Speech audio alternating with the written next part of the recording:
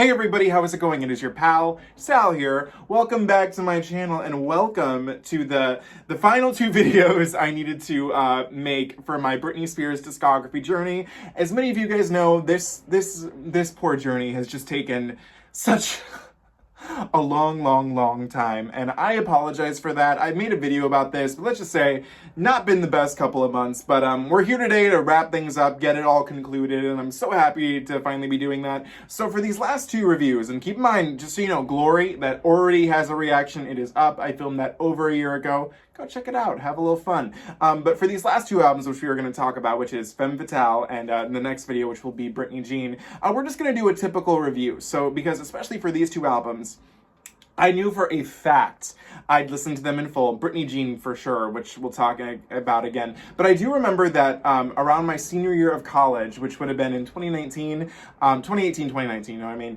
I remember specifically a night where I was just bored in my dorm and I listened to this album in full. And I know I listened to it a couple of times. Sadly enough, obviously I knew all the singles, but the only song that I remembered specifically from that night, which stuck in my head, was He About to Lose Me, which we'll talk about, you know, later in this video. So I spent the last week kind of revisiting this album and, you know, going through it, and my memory was jogged on some things and on others not as much, but that is what it is. So either way, we are here today to talk about Britney Spears' 7th studio album, Femme Fatale, which was released on March 29th of 2011, and it did chart on the Billboard 200 at #1. So this is such a specific time in history. It's probably the first, at least specific time in my life that I remember hearing music on the radio. As I've told you guys before, I was not really into pop music when I was younger, but I do remember at this time, you know, 2011, this is when Kesha was big. This is when Katy Perry was at her heights. You heard these songs on the radio all the time, especially these singles, which were, there were 4 singles for this album, which were Hold It Against Me, which charted at #1, Till the World Ends, which charted at #3, I Wanna Go, which charted at #7, and Criminal, which charted at #55. Now, it's really interesting to me because I'm shocked that Hold It Against Me was the #1 hit, because I would have assumed it was Till the World Ends, but it wasn't. So I'm like, okay, so that's always shocking to me when I read about that, but regardless of that, just so you guys do know, I do own the album on vinyl, which sounds amazing, by the way. I've listened to it a few times on vinyl, and a few years ago I actually did pick up the CD at a thrift store, and luckily enough it was the deluxe edition, which we stan! So yeah, that's about what I have to say there. So now we're going to basically just go through this album track by track, and then I'll tell you what I think about the full thing towards the end. So we obviously begin, actually I'm going to keep the CD up here with me so that way I just have that as a reference, but I have my notes written down here. So for track #1, Till the World Ends, these singles I'm not going to have too much to say about, because I mean, what more can be said? Till the World Ends is just an amazing, epic song. My favorite version of it that exists is actually the one that was in the Britney residency, Piece of Me residency, where at the end they mashed it up with a couple of lyrics from Work Bitch. Iconic, if you ask me. Kesha wrote this song, which now in hindsight makes that remix with Kesha and Nicki Minaj make a lot more sense to me. But I love it. It's an iconic song. I've kind of gotten, out of the singles, I think this is the one that I probably overplayed. It's overplayed the most out of all of them, which is why it shocks me that it wasn't the #1 hit. But I mean, it's iconic. What more can we say? Hold It Against Me. This is a song that I do like. How do I feel? I'm a little mad that this one was the #1 hit, because out of the 3 big singles, this one technically might be my least favorite. It's hard to say. I mean, it's an iconic, amazing bop. But maybe this is the one that I don't know. There's some cool things in it. I like at the end when she's like, if I said I want your body, would you hold it against me? And where she's like, ooh, so I'm at odds with this one, I feel, but I mean, I do like it. It's a great song. I mean, I'm not saying it's not, so there's that. Track #3 was the first one that I had to remind myself of, Inside Out. So basically, this song is a Goodbye Sex, the song. Basically where she's just saying, like, I gotta look pretty. I know you're gonna break up with me, but then he fools her again, and they have a little bit of sex, and it's fun. I said it's circus-esque in my notes, which I stand by, especially, you know, listening to Circus a few times now. The production is a little clunky, but I think that that's what it's meant to be.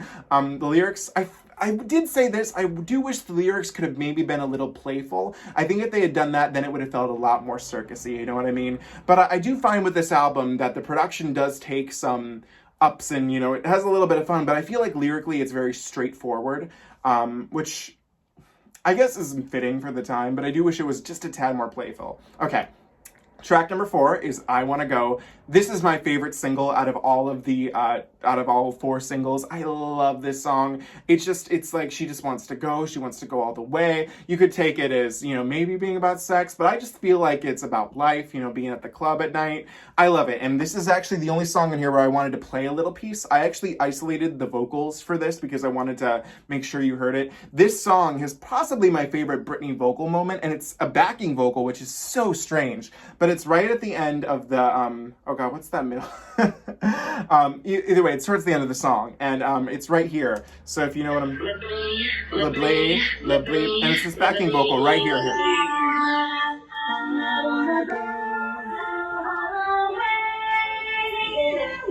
And then here it comes again. Where she's just going slightly up. Oh, wait, not again. Every time I hear that, I'm just amazed. And you almost miss it because of just how big the production is, but that backing vocal, I don't know why. It just does something to me, man. I love hearing it every time. Just thinking about it, I'm like, it's so good. I love this. It's every time I hear it, I'm like, it's a bop. And I'm mad that out of the 3 big singles, this was the lowest charting one. That's not right. It's still a top 10 single, but makes me a little sad.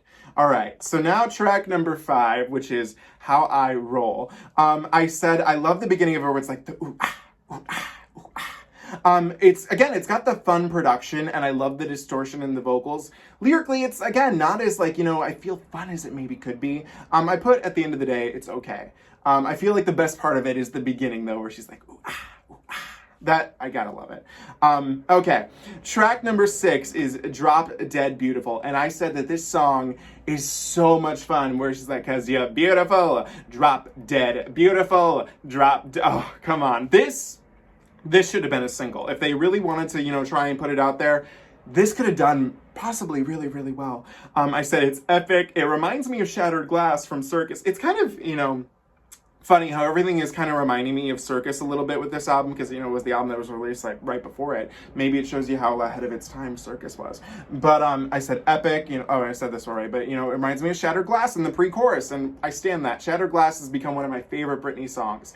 And I remember in my reaction, I said the chorus is not that, you know, strong, which to an extent, yes. But it is what it is, and I've come to love her for who she is, and Shattered Glass is so good. And I do believe that that's the song people were telling me that charted on the Hot 100, and, like, it wasn't even a single, so we stand. I could be wrong, but you never know. Track number 7 is Seal It With a Kiss. Again, I said pre-chorus, fun and playful. Chorus is all right. This is the one where I think I liked the lyrics a little bit more, but the production to me was a little more meh. Yeah, I don't know. Seal It With a Kiss is okay to me at the end of the day. Track number 8, Big Fat Bass. The Big Fat Bass. I love this. And I have a feeling everyone's gonna, I feel like everybody hates the song. Mostly because it has will.i.am, and I feel like people got sick of will.i.am, and will.i.am will be very, important when talking about Britney Jean. I wrote down here in my notes, it says, I accept will.i.am. I accept will.i.am for who he is. I like this song. It's catchy. I mean, that chorus is so good. I could be the trouble, baby. You could be the bass. This is definitely one of the songs that has more of the more playful lyrics. I would have been, you know, there for a single release of this. I think it was ready for it. I'm kind of shocked it wasn't. I like Big Fat Bass. It's a good song, man. I mean, come on.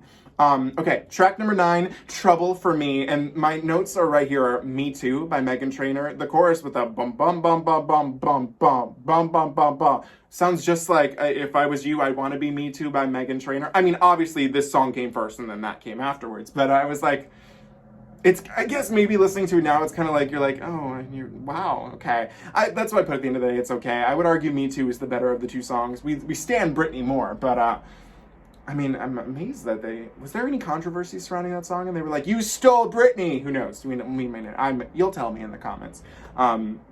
there's that. Okay, track number 10, Trip to My Heart. Shocker, shocker. My least favorite of this album.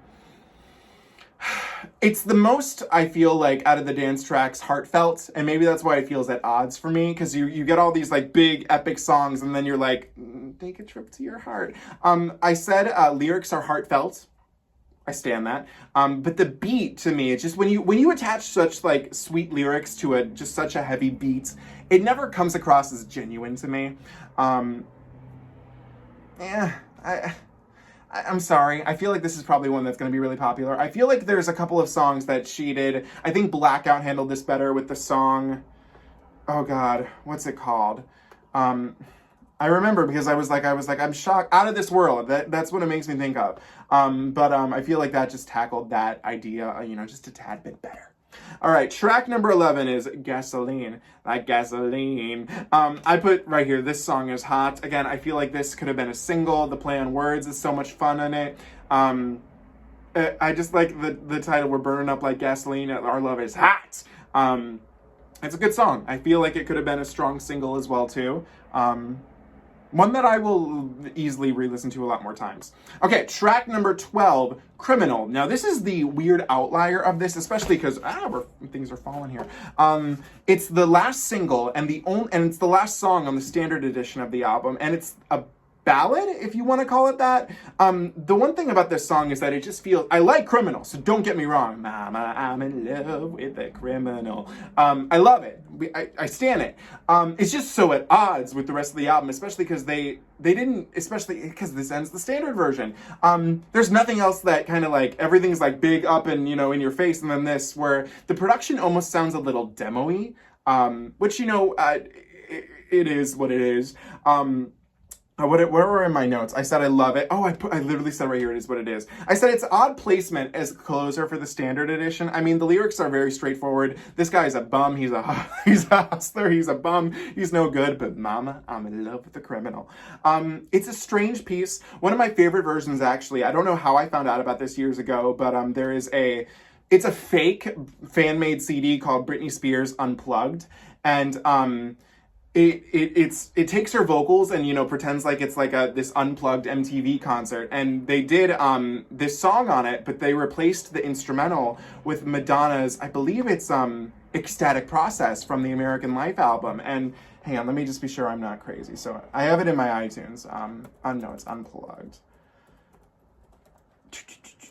Sorry, just taking a little tangent. I want to make sure I'm not crazy. But if you ever can find this, I recommend checking it out. Whoever made it, they did a really good job. Where is it? Criminal. So it's like, yeah, I'm pretty sure that's Ecstatic Process, right? I'm not crazy. Let me just be sure. I'm playing these like really quickly, so that way, hopefully I don't get any copyright issues. Not that I'll be too worried about that, but oh my God, Jesus Christ.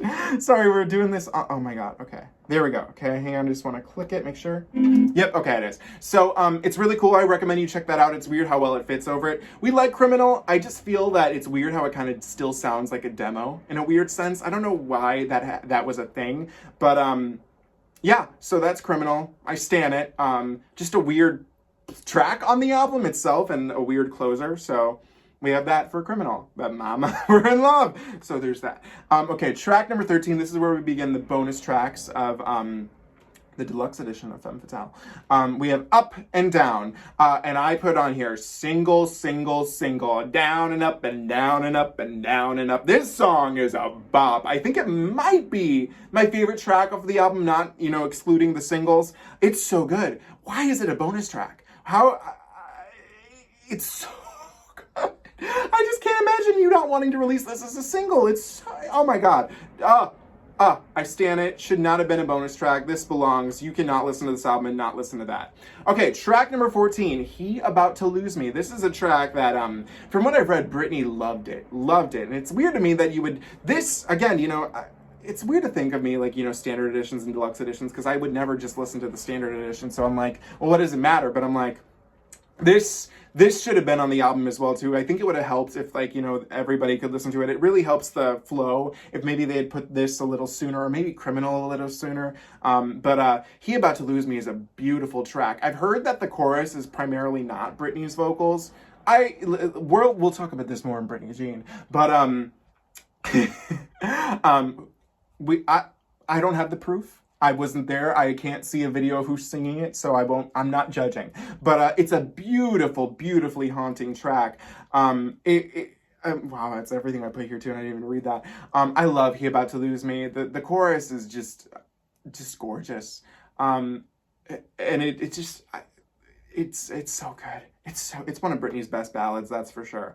Okay, 15, track number 15 is Selfish. Tonight I'm gonna be a little selfish, be a little selfish. I said that this one reminded me of S&M, which is maybe why it was relegated to being a bonus track, is they didn't want everyone thinking she just recorded the same song again. It's kind of similar. I don't know, maybe I'm just making it up. I said I love the lyrics. I gel with them. I said could it have been, I put a question mark, could it have been on the standard? It could have worked on the standard for sure, but I think that S&M, okay. Track number 16, Don't Keep Me Waiting. This is Britney rocking out, which is why I feel that this one was relegated to being a bonus track, because it's just kind of like very at odds. We go from all this dance pop to a very like heavy rock sound. It's almost reminds me a little bit of Blackout in a sense that Blackout was a little more organically, because Blackout's very digital sounding, but I feel if you made Blackout a little more organic, it would have maybe had a similar sound to this. And I put right here, I put Alanis Morissette, who? Don't keep me waiting. Yeah. It's fine. I like it. It's just, again, at odds, so I'm okay with this one being a bonus track. I think it's the only bonus track where, I think Selfish and Don't Keep Me Waiting are the only ones where I'm like, okay, I get it. Okay, so those are the, I'll put right here, I like it, but it really sticks out. Track number 17 was a Japanese-only bonus track, and it's called Scary. And this one, I said, I think right here sums it up. Not a bad song, but I wish it lived up to its name. Some cool elements, but I think it could have been a little more haunting. I really feel like when you have such a song that is just so out there and it's called Scary, I want to be scared. And it's fine. It's okay. Like I said, some cool elements, but I don't think it lives up to its title. And I think that's about it. That's all I really have to say. So that is all the tracks of Femme Fatale. And this is an album that I'm struggling because I'm trying to work on making my, Britney Spears albums ranked list, which I know is going to maybe, anger some people with where I might just place Britney Jean. This is an album that I feel that I like it. I feel, there's not a lot of variety on it. I think that's the one thing that I will say, especially, going through all this. It reminds me of variety-wise a little bit more of Oops, I Did It Again. I think it's a better album than Oops, I Did It Again, but one thing I will say with Oops, I Did It Again is that I feel that there's so many songs that sound the same. And with this one, I feel that some of the songs do kind of blend into each other, because, 2011, what a time in history that was. I like it. I like the cover art for this album, but it does feel like, especially out of, at least since In the Zone, this is the Britney album that feels least like it has a concept. And that's a shame, I feel. I really do, because there are some good songs on here. I like I said, it's kind of like it's an okay album for me. We got some good songs, some that you can take out. But it's like, I don't know if I actively see myself listening to these songs more as an album in the future, or just like picking out a few to put in my playlist and I'm like, oh yeah, that's a bop right there. It was a time in history, 2011. Oh my God. This album is over. Well, wait. Oh yeah, it just celebrated its 10th anniversary. So happy birthday. I didn't even realize that because it's March 29th. I wouldn't have aired this originally in March. So there's that. But, oh, how sweet. Good for Femme Fatale. We stand that. So yeah, I'm a little saddened by that unfortunately it's not my favorite album, but I do feel it's going to be ranked middle-wise, maybe in my initial, rankings. Because she has, 7, 8, 9 albums. Oh, so if we ever finally get that 10th one, free Britney! Yeah. Like I said, my favorite tracks off of this album are You About to Lose Me, Up and Down. I do like Criminal. I wouldn't say it's one of my favorites. Gasoline, Big Fat Bass, Seal It With a Kiss is okay. Drop Dead Beautiful. There's some good songs on here, so I'm curious as to what you guys think of this album as a whole, you can let me know in the comments below. As always, do not forget to comment, like, share, and subscribe. I will see you guys ever so soon. Thank you so much for joining me on this journey. You can follow me on Instagram at Salvador J. Rocha, Twitter at Sal Says Stuff, and TikTok at SalRocha1. If these videos do well, one of the ideas I've been having is reacting to the unreleased original Doll album, especially because there'd be so much shit on there I don't even know. So we'll see, but I gotta find a good track listing because there was never like an official track list, but you fans you'll let me know. So we'll see there. But hopefully you'll see me in just a little bit after my Britney Jean reaction goes live. So I'll see you guys soon. Have a great day. I love you from the inside out. So there's that. Bye.